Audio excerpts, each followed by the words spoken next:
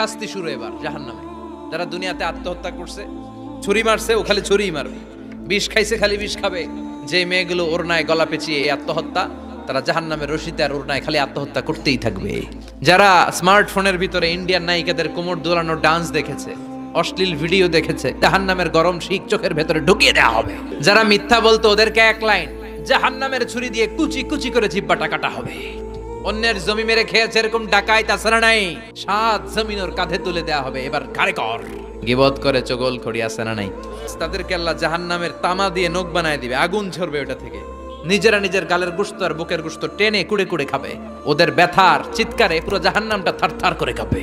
যারা যাকাত দেয় নাই, জাহান্নামের টেকো সাপ, যেই সাপ কামড় দেওয়ার সাথে সাথে দেহটা নীলাভ 70 গজ জামিনে ঢুকে যাবে। আবার সাপ ওখান থেকে ছোবল দিয়ে বের করে পা থেকে পেঁচাতে পেঁচাতে কোমরে একটা টাইট। পারবেন সহ্য করতে?